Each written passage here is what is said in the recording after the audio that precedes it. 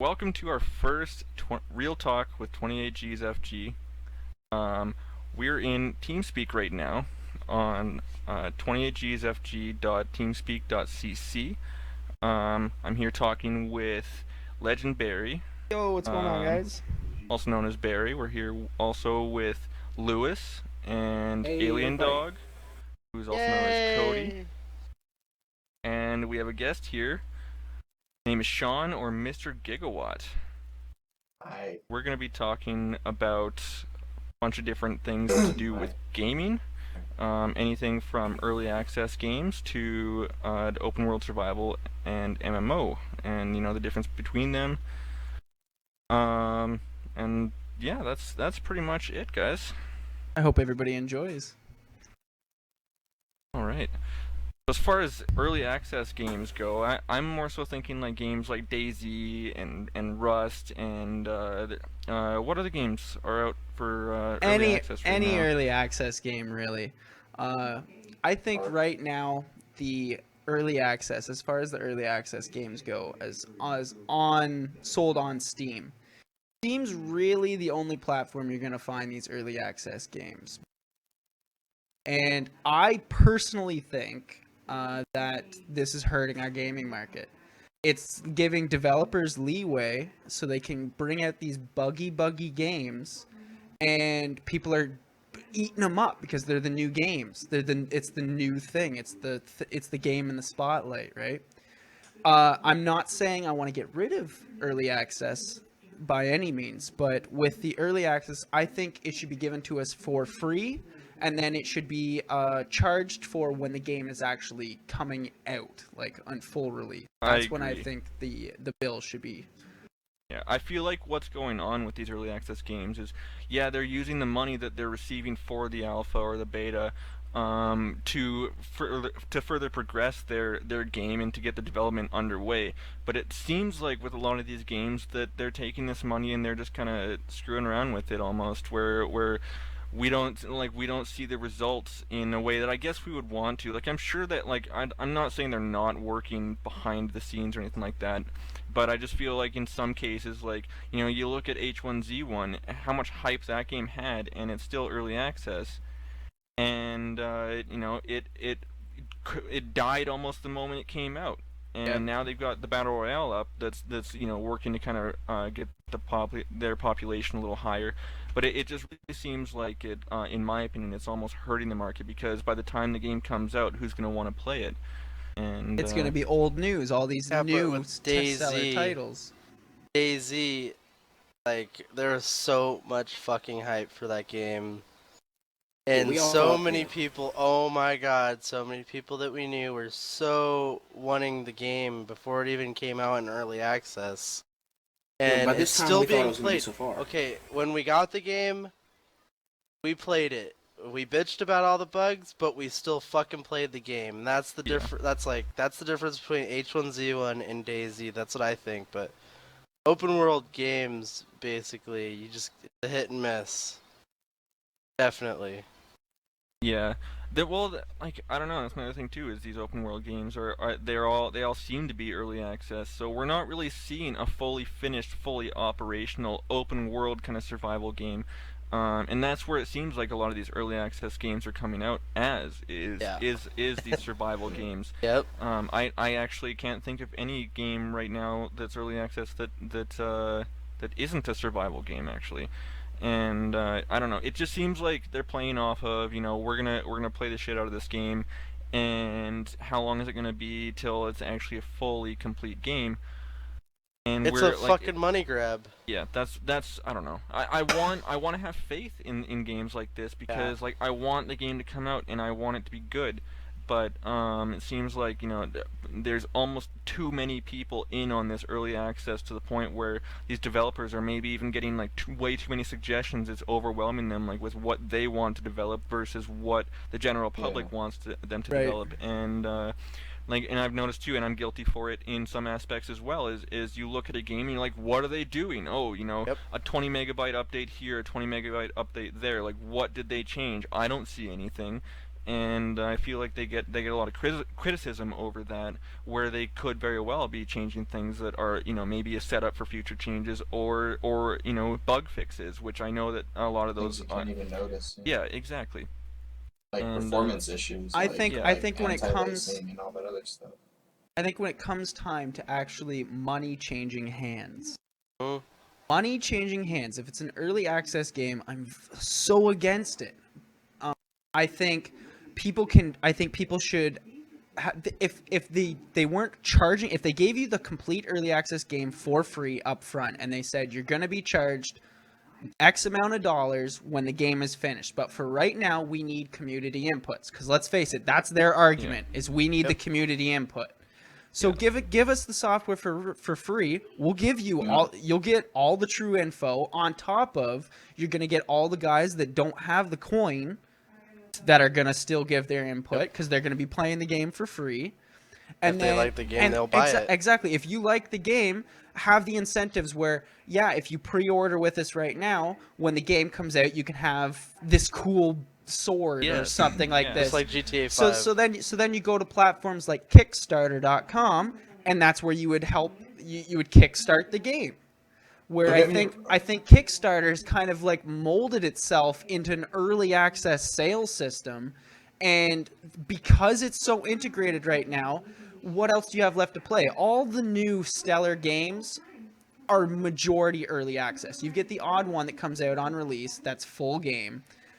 But generally speaking, any game that's hot right now or hot to be hot is going to be early access. I think the reason most of them... Oh, shit, go ahead. No, carry on. I was going to say, I think the reason why most of them are early access is because people like to see a game change. Like, they like to see a game updated over, like...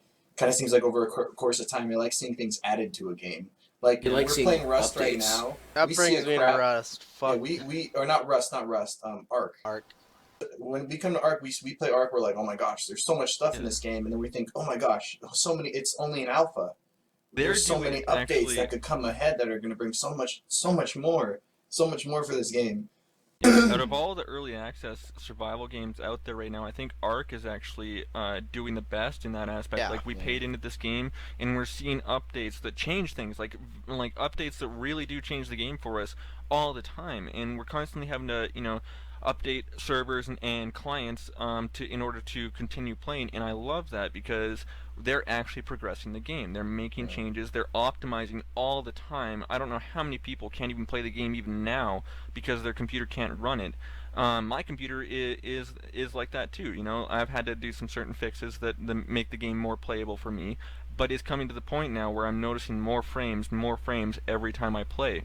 And it's not, any changes that I'm making. It's all the developers, and I love that. I feel like a lot of the games out there that are early access, like take Rust for example, the optimization could really use some work. Granted, I haven't played Rust in a while. Where, like, I remember in the legacy version of Rust, they were rendering the sky with 2 cameras or something like that, and it was lagging. It was creating such a frame rate drop for everyone. And then they changed something with how they rendered the skies into 1 camera, and I could all of a sudden play the game at full frames, full resolution, and everything. And but like that, honestly, for Rust, that was the only kind of game-changing change that they made, besides when they scratched everything and went to a new one, which also was really frustrating for me because I don't know. I understand Out of the box, you're buying a broken game, and that's what people just That's the tend problem to with try to early forget access. about. It's At the same broken point, though. at a fundamental level. It is broken. I remember when you couldn't play Ark and you were so That makes mad. sense. They tell us when we buy it though, like you're buying into an alpha. It's Yeah, gonna, that's there's what gonna be people don't bugs. pay Your game's attention gonna to. crash. There's gonna be granted, problems. like they told us what was up when we bought it, and we still did. My frustration is that once we did buy it, we're not seeing the progress that like we're so-called like alpha or beta testers when we buy into this, and we're just. There's no changes. It's the same thing that we have to input every time we play the game. It's right in your face when Steam comes out with a refund program. And you can guarantee, I guarantee that refund program, it originated from people trying to get their money back from early access broken games. That's what it didn't come from somebody buying Call of Duty and playing Call of Duty for a day and going, "Oh no, I want my money back." That's because that's exactly. And if you weren't charged the money up front for these games and everybody would get to play it, the popularity of your game, if it's a good game, it's going to get more and more and more and more popular. If it's a bad game, people aren't going to play it anymore. And see, that's where I think the early access, that's why the game development companies are really pushing the early access, because if they're hesitant on their game being good as is, they at least want to get something back for the time that they invested. Yeah. Therefore, it being your $30 early access. That's what I find frustrating, though, is like that's why I really agree with your idea that it should be free off the start. Like, but the thing is before these early access games started coming out, what were they doing with beta testers? I'm pretty sure they were paying beta testers to do this, and now we're paying them. That's what I was saying. That's exactly what I was. I was gonna say that. Basically, putting a game on early access is just them being able to pay the developers that they're hired pretty much. Yeah, but at the same time, we agreed to it by buying the game. Exactly. Yeah. Well, duh. I mean, like, only stupid people think they can get their money back just because they don't like something. I think what the larger developers did is they saw indie games coming out with, like, let's say, early access, because before all the bigger developers started coming out, let's say things like Ark and Rust, you had what was coming out early development? You had betas, but they were still for pretty big games. Like Battlefield had betas, but you never really had to pay for them. You just got on it. And you were invited. You were given a beta key based on you could apply for it, and if they felt it seemed like because they'd ask you questions like, do you stream? Do you have a YouTube channel? What is your YouTube channel? And some of them even go as far as to ask how many views you get on an average video. And the whole purpose behind that is to through word of mouth get the name of their game out there and advertisement. Exactly. And so like Hardline, off subject, but another Hardline, thing, basically. Another the way thing Hardline too, did it, I thought was good. Yeah, I liked Hardline. Hardline was so much fun. It was so much fun. But the way I think the indie developers did it, because I think they didn't have money to originally make their game. Like, you know what I mean? They go into it and they're kind of like, oh, okay, this might be a little bit more than we thought we had to fork out to develop the game. But that's where Kickstarter comes into play. Yeah. If it's a good game, Kickstarter is proof of the pudding. You don't even have to have a game made. You can have a trailer made. Right. It's just the idea has to be made, and people will donate to a good idea. That's how the world of gaming works. If it's a good idea, you'll get donations. But if it's a bad idea, people aren't going to.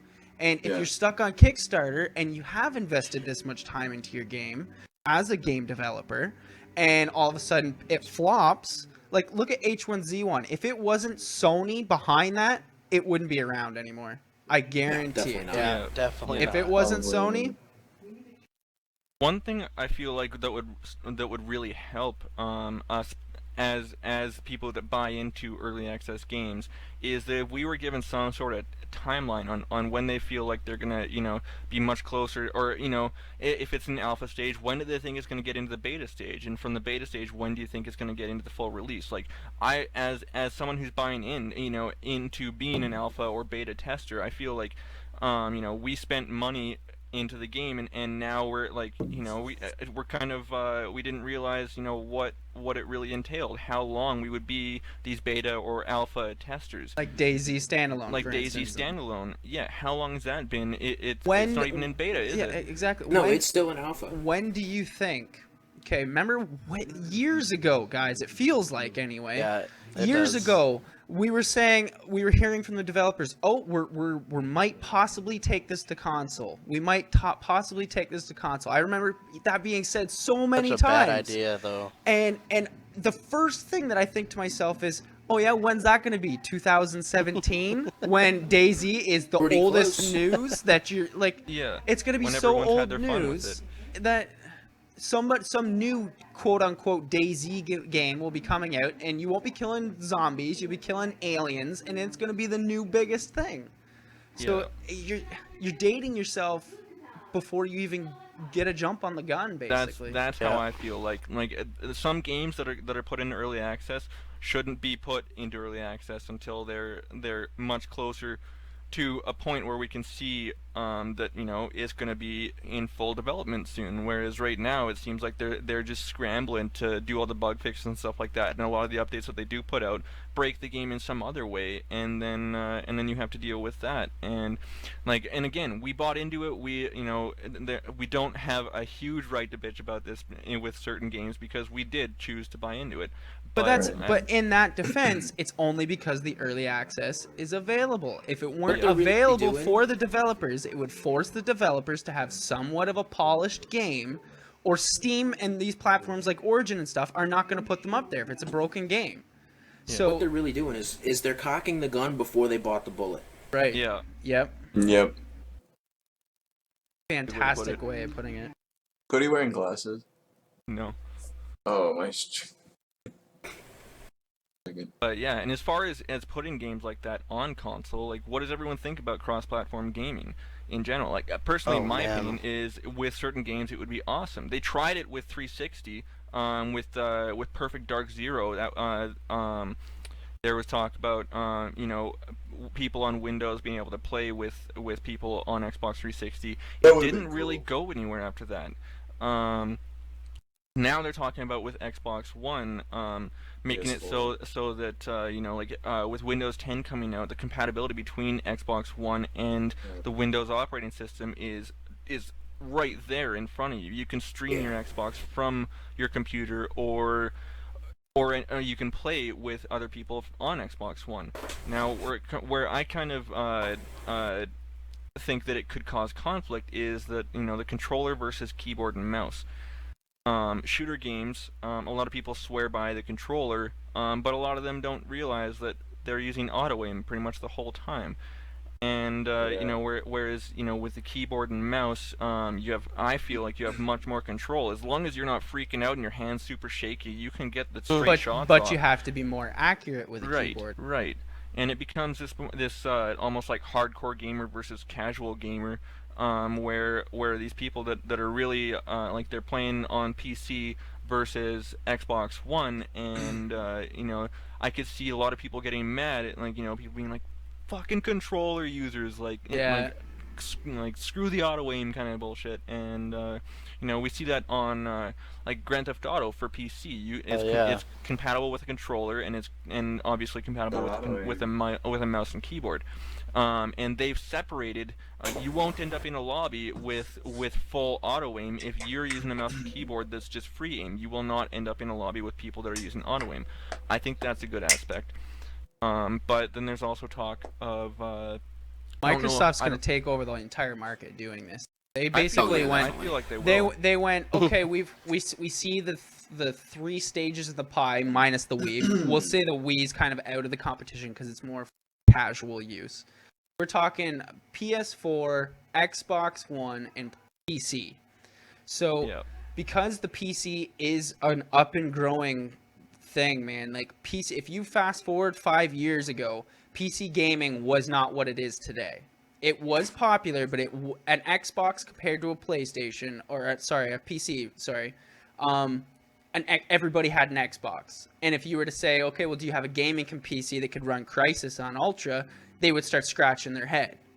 So it comes down to now, I think they're looking to capitalize on everything. If they make us PC users purchase gold, that's more money in Microsoft's pocket on top of already joining the systems. Like, you know what I mean? So instead of having 1/3, they're taking 2/3 of the pie, and Sony's going to be left there going, who do we cross-platform with? Yeah, and that being, Microsoft being on Xbox, and I don't know, like, there's a lot of people getting more into Mac now, but I still feel like Windows is leading the PC scene. Don't even get me started with Mac. I don't even know what it was, but there was a game. There was a game when Xbox One first came out that the thing is, if it was to say cross-platform between PC and Xbox One, PC would have an advantage because on the Xbox One it ran at 20 frames a second at 1080p, whereas a PC is so versatile, somebody can build a PC much stronger and then play the game at 60 frames a second at the same resolution. Right. So they automatically have an advantage. Point. Yeah, they're already smoother than smooth. Yeah. As long as you've got the PC that can run it, though. That brings up another question: Are the games that are going to be cross-platform? Are we going to have capped FPS? Because you're going to see a massive outrage from the PC community if you start capping people's FPS. Well, but you're going to get an outrage from the console gamers when we're running fucking games at 60 frames. Exactly. And so the console gamers are all pissed off because we have an advantage. As far as the controller and keyboard, I'm pretty sure, I could be wrong, that you can buy keyboard and mouse peripherals for the Xbox One. That's what I'm thinking too. And when they roll out this cross-platform gaming, they're going to come out with the new keyboard and mouse for Xbox. Probably. It's going to be the unit.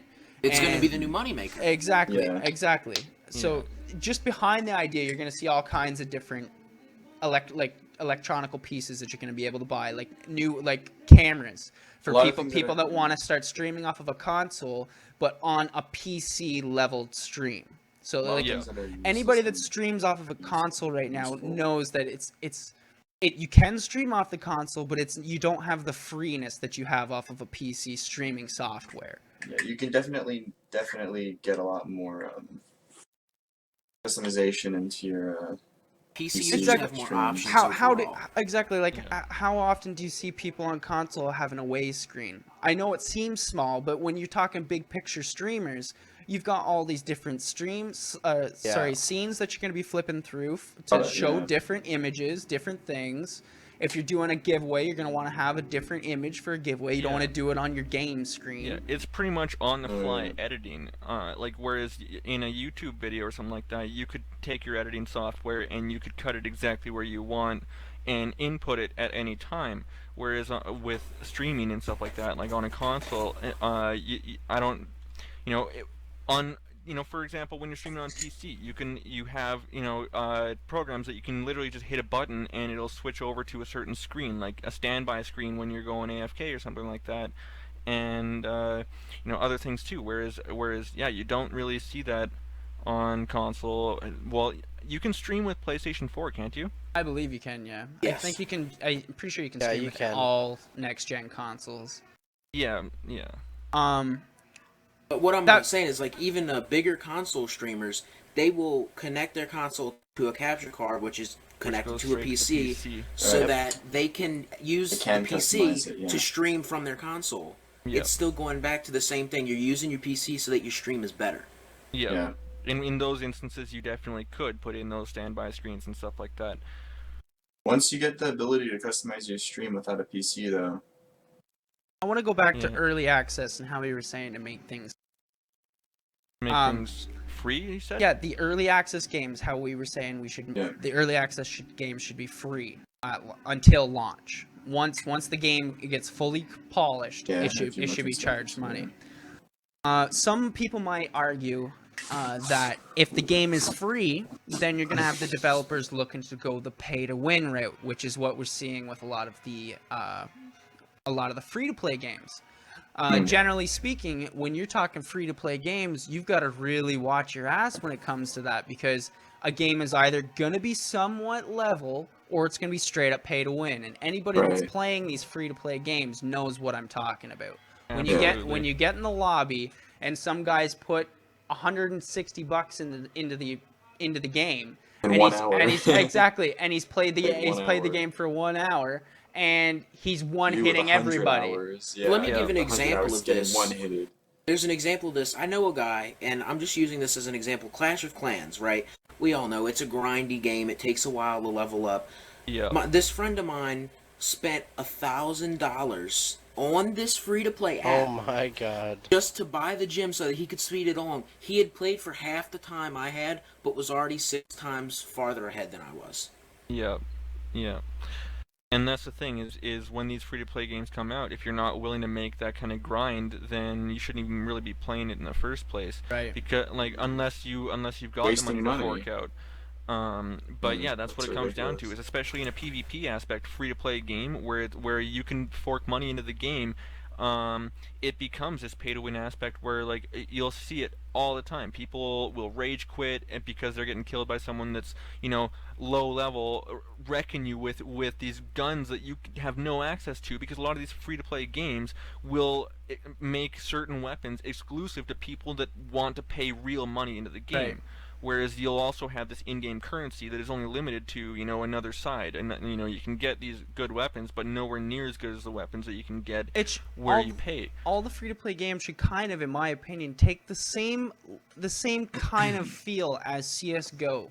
I don't play CS:GO, Oh, it's but fun. the CS:GO market, the way the market works, It's is it's strictly skins. I'm not getting a different gun than you.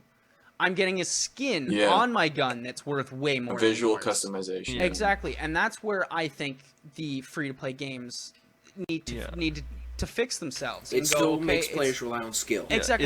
exactly. And CS:GO market is the proof of the pudding that people will spend thousands of dollars for If they cosmetic love it, changes. yeah. And if they love it. They're not getting an advantage. It's basically like my dick's bigger than your dick.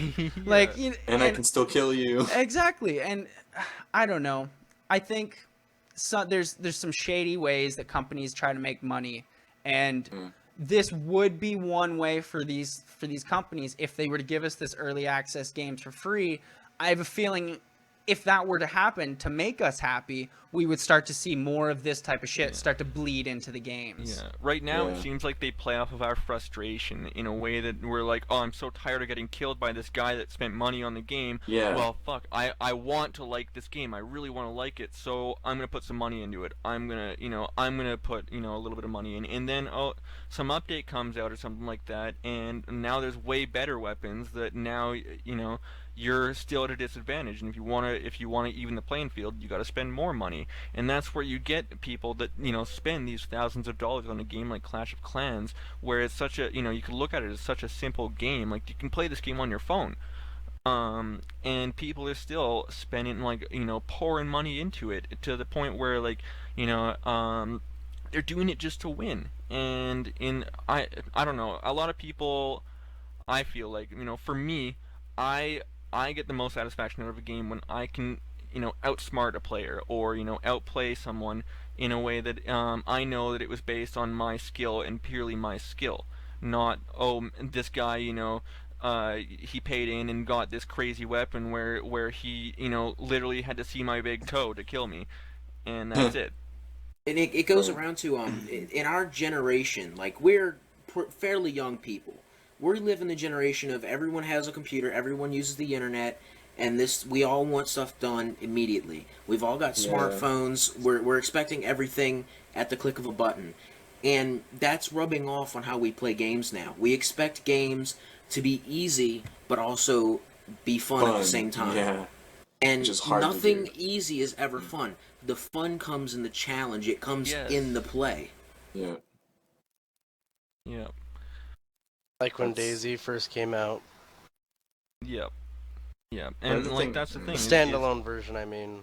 Yeah, There's everything was rare. There is still many different people right now that will swear that the DayZ mod is 10 times better than DayZ standalone. I still will right ever now. be. I still it's agree. because of the content in it. Like, Yes, it's exactly. a mod, but you can still drive your vehicles and Overwatch. stuff. You can still fly helicopters Oh my and stuff God. like that. And how long did it take for DayZ standalone to get that in there before, after everyone had already been playing it as an early access game? These, and again, we decided to buy into this, and it says, there's a disclaimer right as you're buying it, you're buying into an unfinished game. There are going to be problems you're going to have to deal with. And how much is DayZ right now? I'll check right quick. Check that. Another thing too is I'm not sure what the It's $38.99. 30 Canadian. It's $38.99. Okay, so you buy Arma 2 right now. It's probably they had a sell. It was like $5. Arma 2 Operation Arrowhead. Buy Yeah, that it's for 35 $5, and you could play a American. much better game on the mod. Arma 2, yeah, in order to play the DayZ mod, you need Arma 2 and Arma 2 Operation Arrowhead, Yeah, which I know works that. out to be $35, and then the DayZ mod is free. Yeah, so I know it's free, about but the same. It's about the same. Yeah, but you're getting pay more the same content money. with the mod. Yeah, with the mod, you're getting way more stuff. It's not buggy. It's not like where they need to fix it. No, There's not no really. more work to be done on it. It's finished. Yeah, exactly. It's ready to go. You can get many hours of enjoyable gameplay. And it's been out for longer than DayZ standalone. That brings up my next point.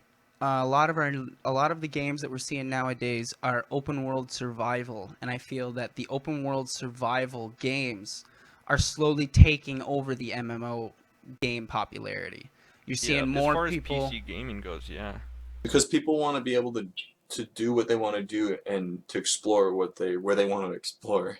They hate being told where they want to go. It's going back to the options. It's like you get so many choices, people feel like they have more control over their gaming experience. Not to more mention control of their life. Not to mention, I don't know about you guys, but personally speaking, when I'm playing an open world survival game with my buddy, I feel like it's more. There's more co-op there. We're constantly do you see anything to your left? Do you see anything to your right? Yeah. Do you see? Whereas the MMO does have that. Yes, I guess. There's a massive co-op aspect in MMO games.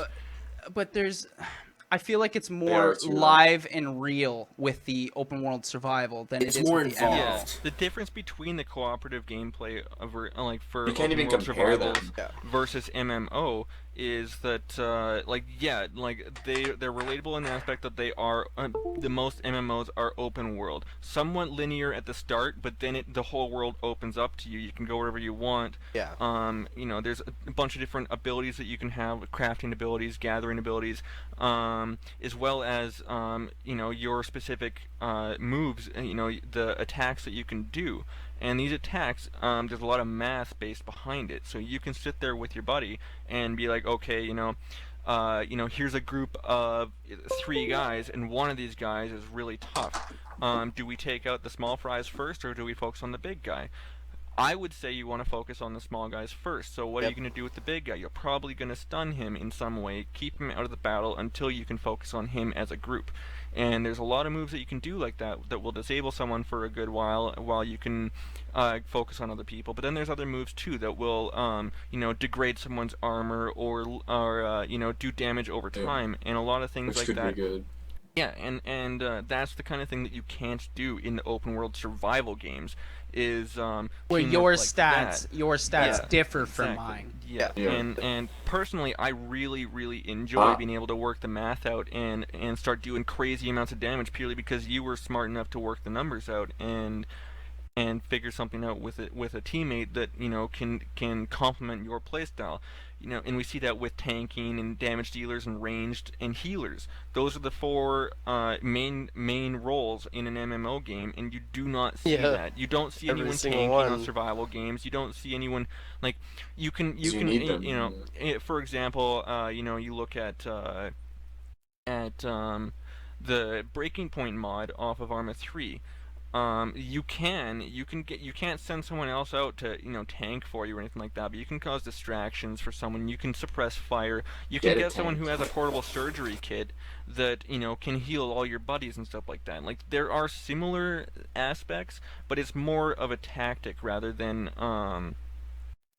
well, I guess they're both tactics, but they're just different in a lot of ways, but similar in others too. One is the MMO is premeditated, where the open world survival is not. No idea what's gonna happen. You're flying off the seat of your pants, running with your buddies, and that's the same thing. Is your buddies are flying by the seat of the pants just as much as you are. That brings me to fucking. So everybody knows you get that one idiot in your group that runs out in the middle of the field and gets shot. That's me.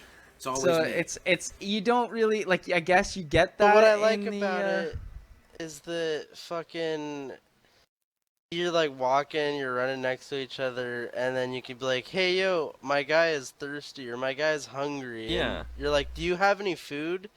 And then you're like, "Yeah, I have food. I have water. Why you need some?" And then you're like, you help your buddy out. Yeah. And I love that. That's like my favorite thing about it. You just like, or do you have ammo for my gun? Just the small shit just makes a difference, you know? But you could say in the MMO they have that, because They do. if I'm playing an MMO, if I'm playing an MMO and I'm a lower level than you, and you might have some badass sword that I want. Absolutely. But you still have to level up to use that. And, That's the difference. Certain MMOs actually lock a lot of the stuff. You could be a to new your guy, account and then where you somebody cannot can. Some of them, yeah.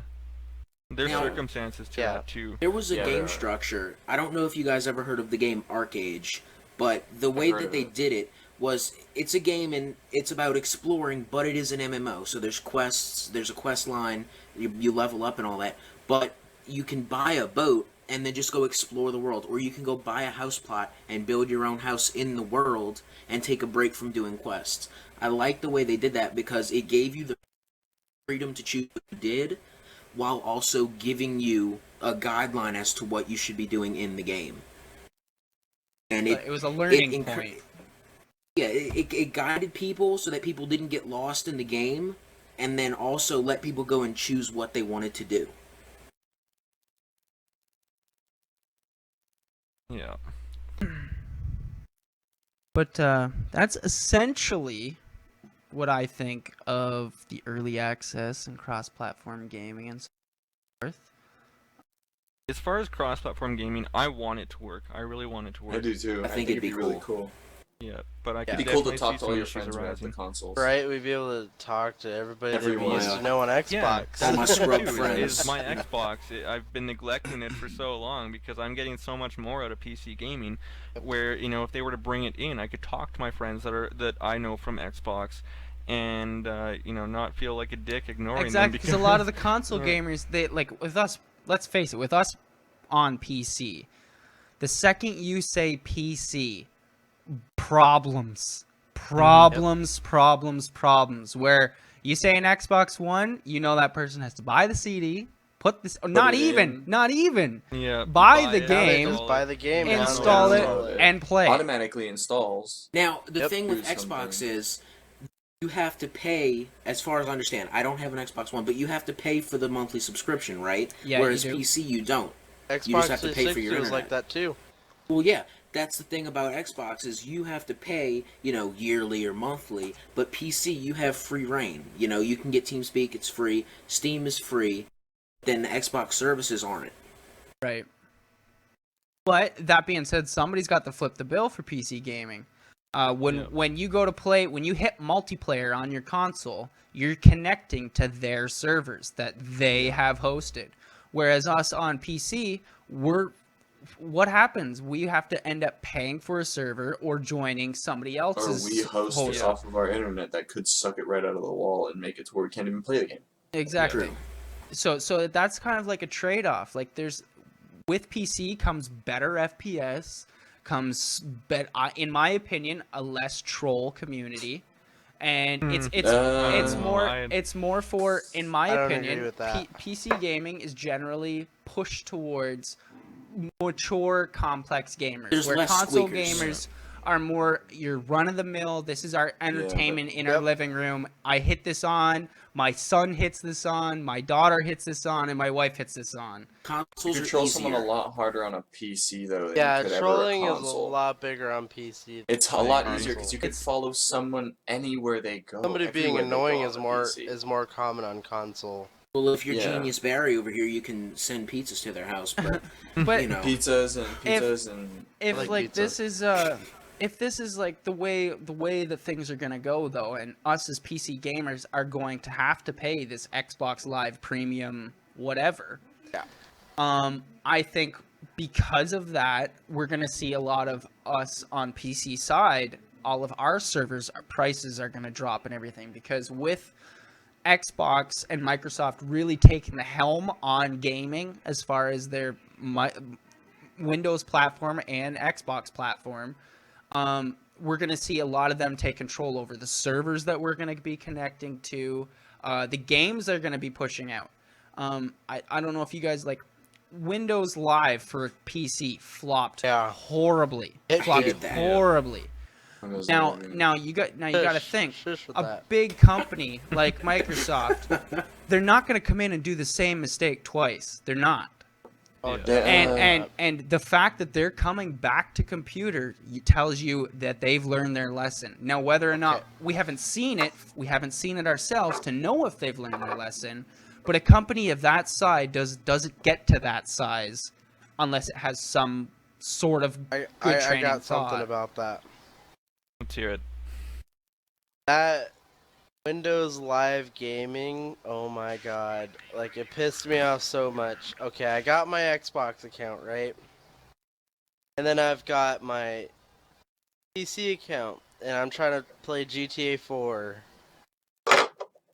And once I sign in GTA 4 on my computer, it logs me out of Xbox 360. That pissed me off real bad.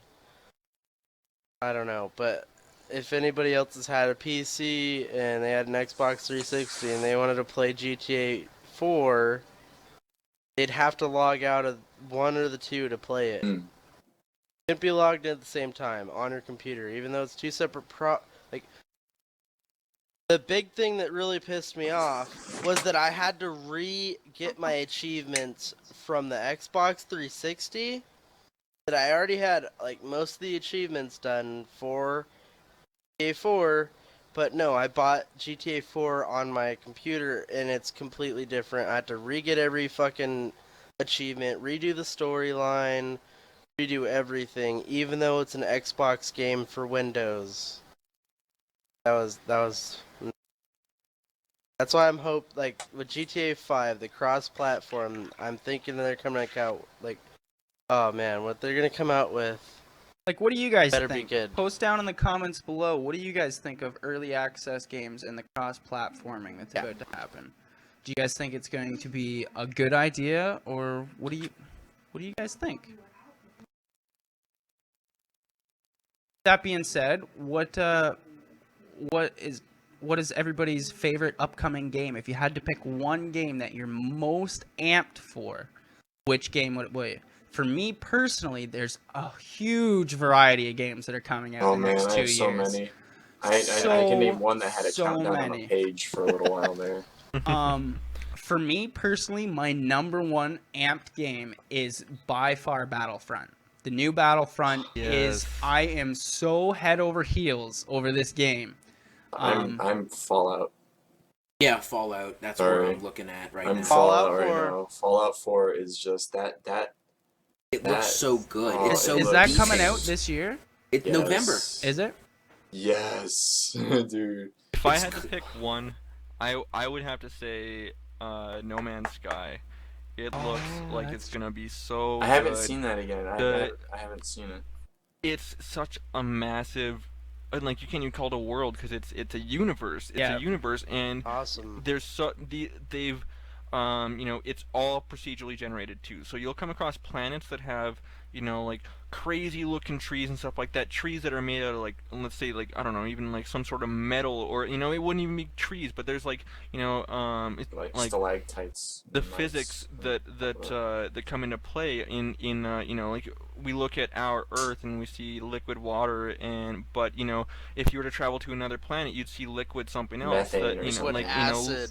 Liquid methane. And like there's butane. so many different things. Like you'll come across Liquid one world, acids. and then you'll go to another world, and it's just completely different. And the exploration factor of that, as well as flying your ship around and having certain things that you can do.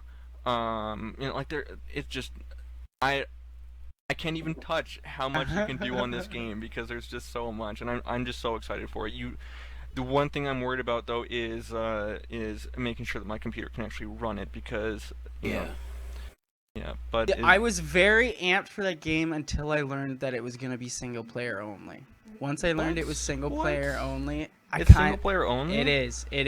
Wait, And now that still doesn't mean it's not going to be an amazing game. It's still going to be an amazing game. But see, Justin, what's happening with you right now is what happened to me. I was so hyped for that game until I learned that it was single player only, and then it was. I swear I heard it was multiplayer. I swear I heard it was multiplayer. I'm not excited for it anymore. Sorry, Justin.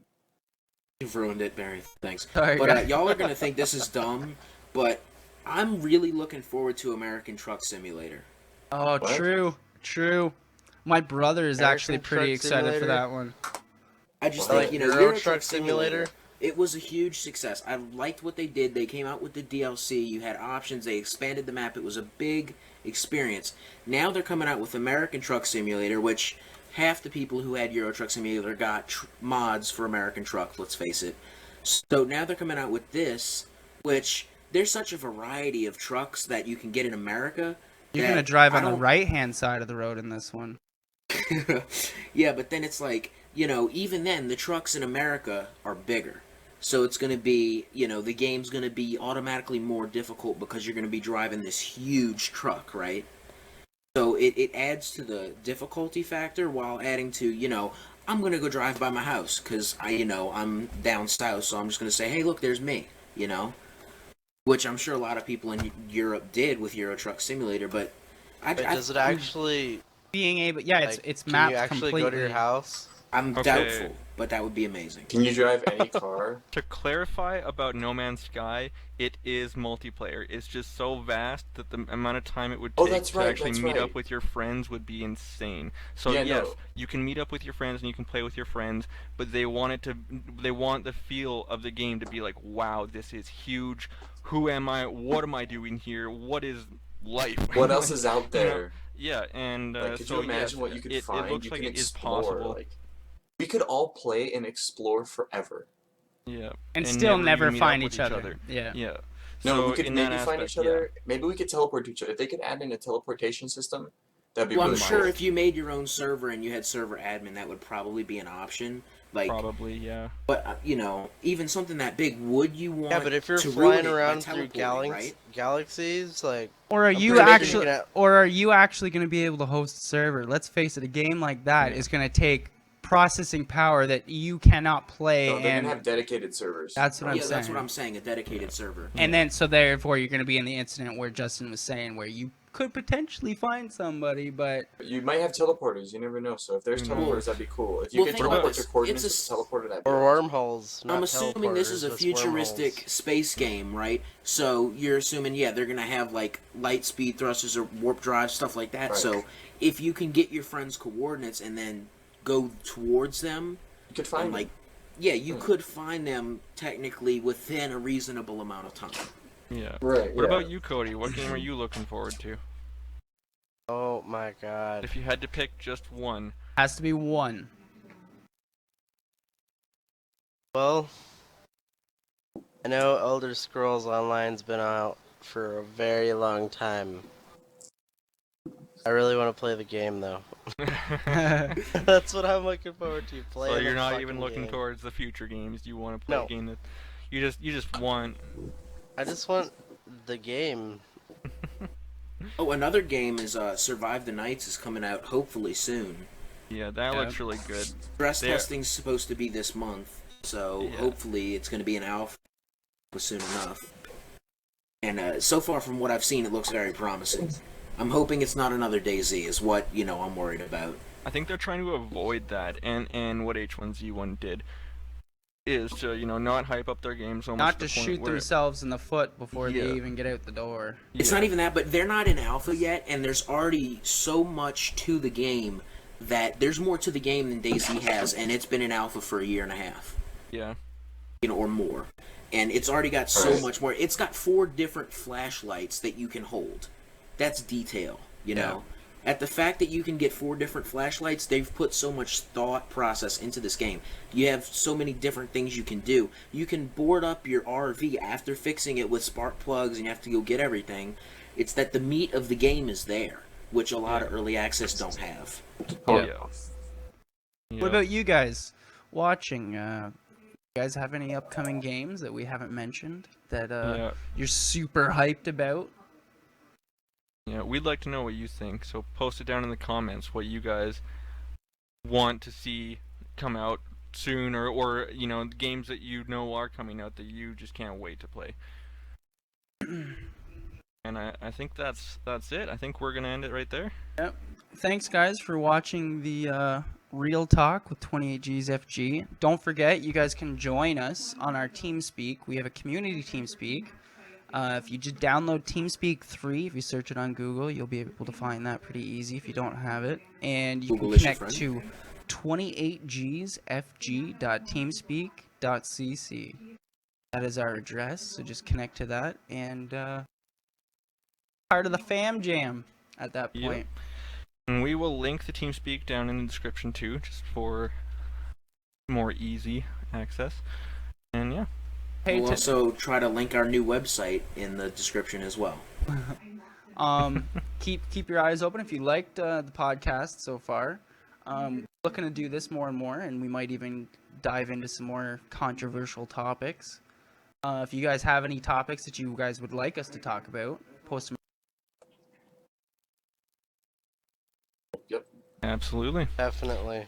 All right, guys. Well, that's 28Gs FG. See you later. Have a good one, guys. See you later, Game on. guys. Bye.